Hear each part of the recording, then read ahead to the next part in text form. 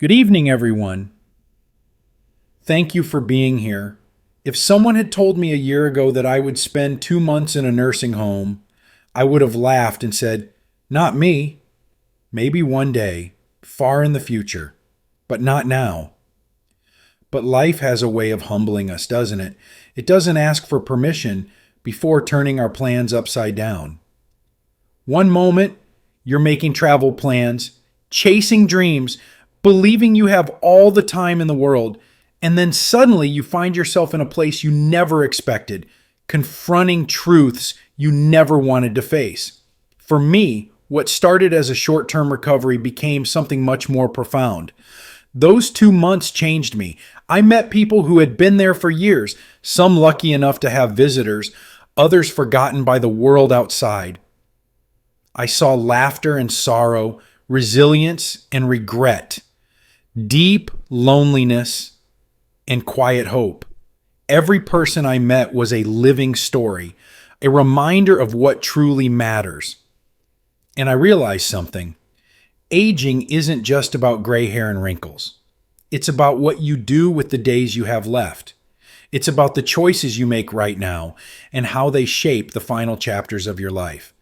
Tonight, I want to share 7 powerful lessons I learned within those 4 walls. Lessons that forever changed the way I greet each new day. Some were painful, some eye-opening, but all of them were necessary. As you listen, I want you to ask yourself, when you reach the final pages of your story, will you be at peace with the life you've written? Or will you wish you had turned a few more pages, taken a few more chances, loved a little deeper? Let's begin. 1. Loneliness is the greatest disease. When I first arrived at the nursing home, I thought no one was truly alone. Nurses moved through the halls, doctors checked in daily, meals arrived like clockwork. On the surface, it looked like everyone was being taken care of. But there are some wounds medicine can't heal, and one of them is the pain of being forgotten. One of the first people I met was an older gentleman, somewhere in his late 80s. He had spent a lifetime building a business, securing his financial future, doing everything society tells us is the right path. And yet, when he spoke to me, his voice was filled with regret. He said, "I spent my whole life working, making a name for myself, but I never built a family. Now I have all this money and no one to share it with." I sat with his words for a long time. Here was a man who had won the game of success, but lost the one thing that mattered most. And then there was the sweet elderly woman who sat by the window every single day, rain or shine. She was always in the same spot, watching the road outside. When I asked why, she smiled softly and said, "I keep hoping my son will visit. He has his own family now. I understand he's busy, but maybe one day he'll come." Every day she waited, and every day he didn't come. She never complained. But I could see it, the hope, the silent disappointment, the quiet heartbreak. I realized then that loneliness isn't just about being alone, it's about feeling unseen, unheard, as if the world has moved on without you. People can learn to live with physical pain. They can adjust to weaker bodies, slower movements, but the feeling that you no longer matter, that you've become invisible, can break a person's spirit in ways no illness ever could. I share this with you not to bring sadness, but because it's something we can change. If I could give my younger self one piece of advice or offer you a thought to hold on to tonight, it would be this. Protect your relationships. Prioritize them. Because at the end of life, success isn't measured by the money in your bank account or the trophies on your shelf. It's measured by the people who still call your name, who still remember your stories, who still reach for your hand. So if there's someone you've been meaning to call, someone you've been too busy to check in on, don't wait. Do it today. Because love isn't just a feeling. It's the thread that keeps us connected. And when everything else fades, it's the only thing that truly remains. 2. Health is more valuable than wealth. At the nursing home, I met a man who had once lived a life most people only dream of. He had traveled the world, dined in the finest restaurants, and stayed in the most luxurious hotels. He had built an empire, amassed wealth, and never had to worry about a price tag. Yet now, in his late 70s, he could barely walk without assistance. His hands trembled so much he struggled to hold a spoon. One afternoon, as we sat together, he looked at me with tired eyes and said, "I spent my whole life thinking money would buy me freedom. But what good is freedom if you don't have the strength to enjoy it?" That sentence hit me like a punch to the gut. We chase success. We sacrifice sleep, weekends, even our own well-being, believing that once we reach a certain level of financial security, happiness will follow. But sitting in that nursing home, I realized something painfully true. Money can buy comfort, but it can't buy vitality. It can buy medicine, but not true well-being. It can buy time with doctors, but not more time on this earth. I met people who had once been powerful, leaders, decision makers, high achievers. They had built careers, managed teams, controlled businesses. But now, they were controlled by their own failing bodies. Some needed walkers, others were bound to wheelchairs, some could barely lift a fork without assistance. Their success hadn't protected them from time. And the cruelest part? Many of them had spent decades neglecting their health in pursuit of wealth, only to reach a point where they would give up every dollar just to feel strong again. We always think we have time. We say, "I'll start eating better next week," or "I'll exercise when work isn't so hectic," or "I'll rest when I retire." But let me tell you something. Tomorrow isn't promised, and your health doesn't wait for your schedule to clear up. If you take anything away from this, let it be this. Start now. Take care of yourself while you still can. Go for that walk. Eat the food that nourishes your body. Listen to your body when it asks for rest. These aren't luxuries. They're the most important investments you'll ever make. Because in the end, it doesn't matter how big your house is if you're trapped inside your own body. It doesn't matter how much money is in your bank account if you can't get out of bed to enjoy it. Your health is the foundation of everything. Guard it. Protect it. Cherish it. Because once it's gone, no amount of wealth can buy it back. 3. Material things lose their meaning. There was a time in my life when I thought success was measured by the size of my home, the brand of my car, the labels on my clothes. Society teaches us this, doesn't it? From the time we're young, we're bombarded with messages telling us that the latest phone, the biggest house, or the trendiest gadgets will bring us happiness, admiration, fulfillment. But then I met a man who changed my perspective forever. He had once lived in a grand mansion, owned luxury cars, and dressed in designer suits. Now, his entire world fit into a single nursing home room. A small bed, a dresser, a single window. I asked him one day if he missed his old home. He smiled softly and said, "For years, I thought I needed all that space, all those fancy things. But when I moved here, I realized I never truly used most of them.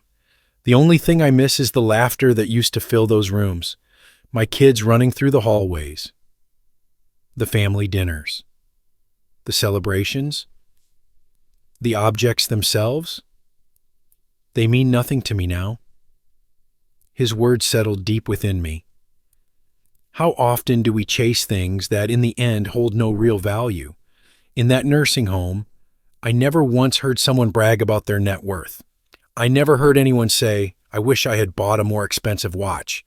But I did hear people talk about the regrets they carried, the love they didn't express, the adventures they postponed, the time they thought they had but never really did. We spend years working tirelessly to accumulate possessions, thinking they will bring us lasting happiness. But what good is a big house if it's filled with silence? What good is an expensive car if there's no one in the passenger seat? Memories, not material things, are what truly make a life rich. So the next time you feel the urge to buy something just to fill a void, pause and ask yourself, will this truly add meaning to my life? Or is it just a fleeting thrill? By all means, treat yourself. Enjoy the comforts you've worked hard for, but don't let possessions replace presence. Don't let status outrank connection, because in the end, the only thing that truly matters isn't what you own, it's who you loved, how you lived, and the memories you leave behind. 4. Independence is a precious gift. Most of us don't think twice about the small freedoms we enjoy every day. Getting out of bed without help, making a cup of coffee just the way we like it, deciding to take a walk simply because we feel like it. We assume these abilities will always be there. But in the nursing home, I met people who had once lived vibrant, independent lives, and now they couldn't do even the simplest things without assistance. One woman, a retired teacher, had spent decades shaping young minds. She was used to standing in front of a classroom, moving around freely, bringing energy and passion to her students. But now, she couldn't even lift her legs off the mattress in the morning without help. She relied on a nurse to bathe her, dress her, even to help her sit upright. Then there was a man who had traveled to over 30 countries.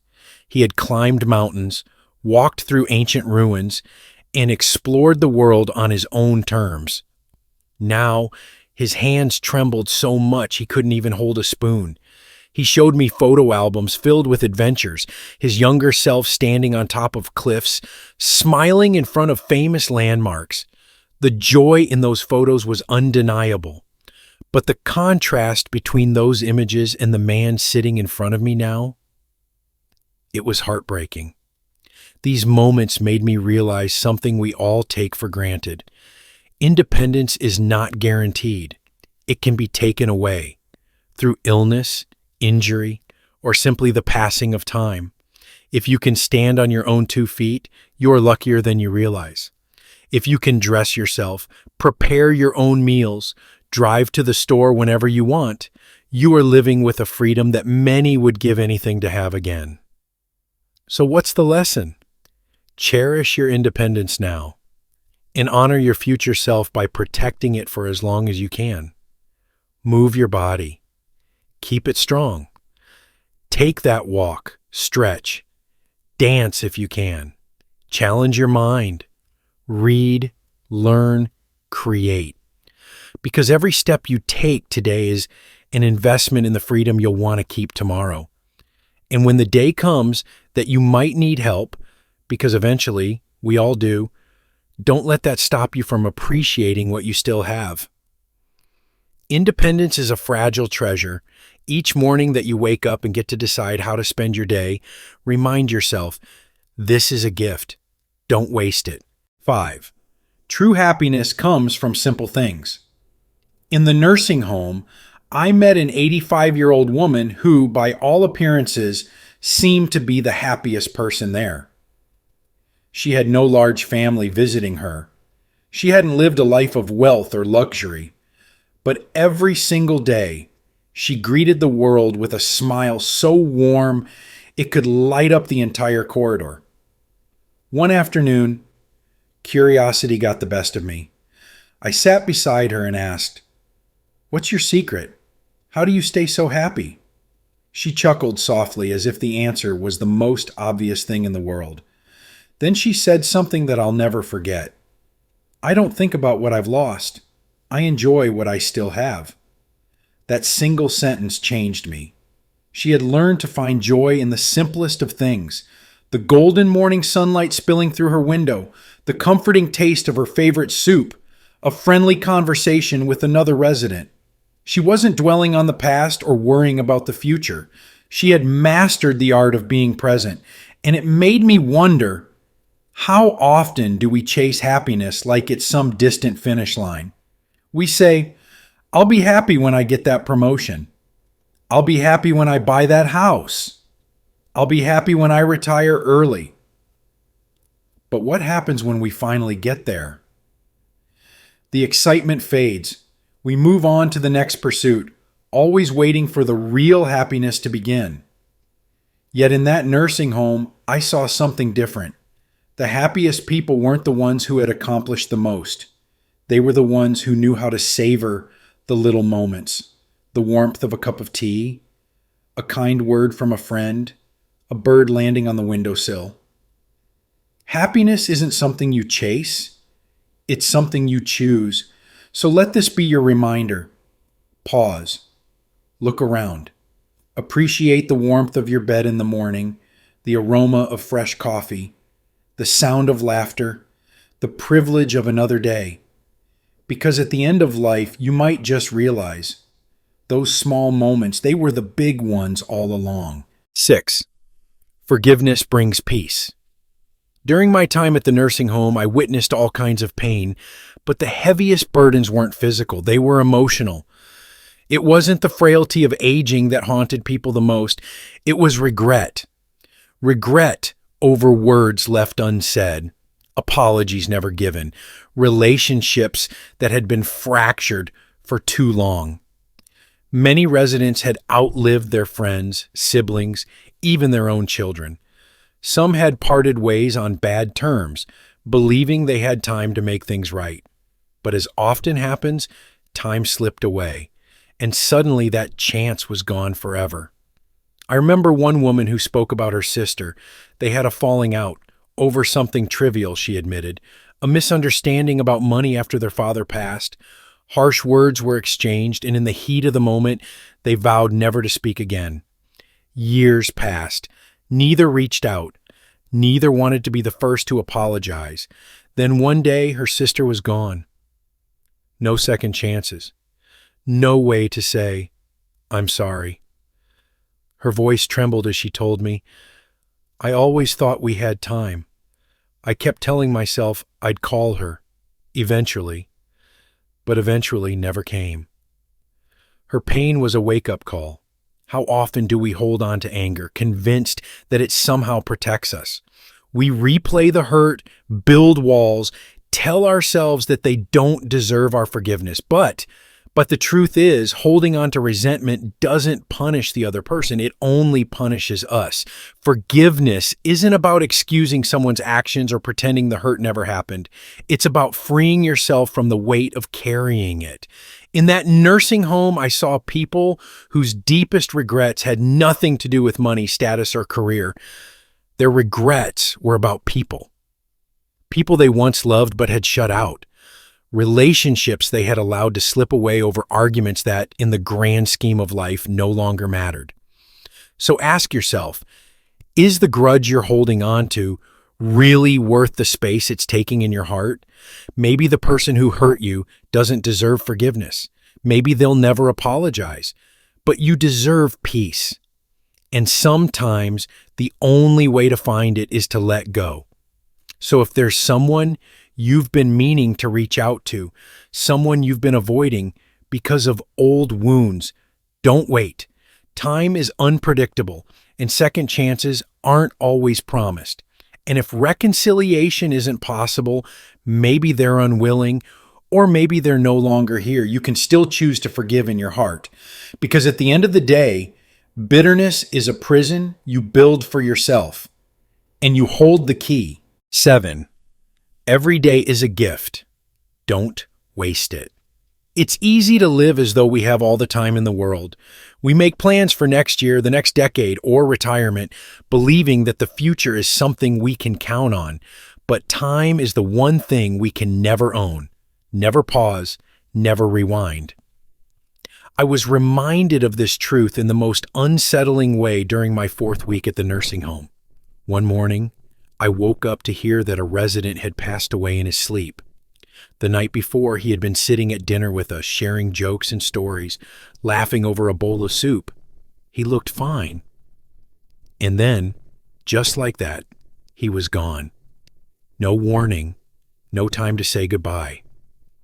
I sat in silence for a long time that morning, thinking about how fragile life really is, how quickly things can change, how none of us truly know when our last conversation, last meal, or last sunset will be. Yet, we live as if we have forever. We push off happiness. I'll enjoy life when I retire. I'll spend more time with my family when things settle down. I'll travel when I have more money. We push off healing. I'll call them next week and apologize. I'll fix that broken relationship someday. I'll forgive, but not yet. We push off joy. I'll start painting again when I'm less busy. I'll take that trip when the timing is right. I'll finally do what I love later. But the truth is, later is never guaranteed. One thing I noticed during my time at the nursing home was that the happiest residents, the ones with the fewest regrets, weren't necessarily the ones who had lived the longest or had the most success. They were the ones who had truly lived while they had the chance. They had taken the trip, even when it wasn't convenient. They had said, "I love you," even when it was hard. They had pursued their passions, even if they never became rich or famous. They had made peace, even when pride told them not to. And because of that, when the final chapter of their life approached, they weren't weighed down by the haunting words, "What if?" So ask yourself, if today were your last day, would you be at peace with the life you've lived? Would you be grateful for the moments you've seized? Or would you be filled with regret for the words you didn't say, the risks you didn't take, the love you didn't give? This isn't about living recklessly. It's not about ignoring responsibilities or pretending consequences don't exist. It's about not postponing what truly matters. So if you've been waiting for the right time to tell someone you love them, say it now. Take care of your health. Start today. Fix a broken relationship. Pick up the phone.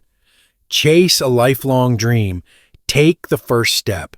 Because in the end, life isn't measured by the years on a calendar. It's measured by the moments you embrace, the people you cherish, and the love you give. You don't have time to waste. So go. Call someone you love. Take that first step toward the life you truly want, and don't let another day slip by without truly living it. Because one day, your story will come to an end. Make sure it's a story worth telling. A life worth remembering. My 2 months in that nursing home felt like an unexpected detour, one I never wanted to take. At first, I resented it. I was frustrated, angry at my situation, desperate to return to the life I knew. I thought I was there to heal my body, but in reality, I was there to learn lessons that would change my soul. I learned that loneliness can break a person in ways that no disease ever could, that no amount of money can buy back your health, that when all is said and done, the size of your house, the brand of your clothes, or the numbers in your bank account won't matter. What will matter is who's still holding your hand when the world grows quiet. I learned that independence, the simple ability to move freely, care for yourself, make your own choices, is a privilege, not a guarantee. That happiness isn't found in grand achievements, but in the small, everyday moments we often overlook. That forgiveness isn't something you give for someone else. It's something you give yourself. So you don't carry the weight of resentment to the grave. And above all, I learned that every single day is a gift. And waiting for someday to start living means you just might run out of time. So now, I stand here sharing these lessons with you, not because I want to bring you sadness, but because I hope you won't have to learn them the hard way. Prioritize people over possessions. Choose health over wealth. Let go of anger and hold on to love. We can't stop time, and we certainly can't avoid the inevitable. But we can choose how we spend the days we have left. So make them count. Love deeply. Forgive quickly. Savor the moments that seem small, because one day you'll realize they were the big ones. When the final chapter comes, and it will come for us all, make sure your story is one worth remembering, one worth telling. So go. Call someone you love. Take the risk. Chase what sets your soul on fire. And don't let another day pass without truly living it, because in the end, life isn't measured by the years you had, it's measured by how fully you lived them. Thank you for listening. Take care and cherish every single moment.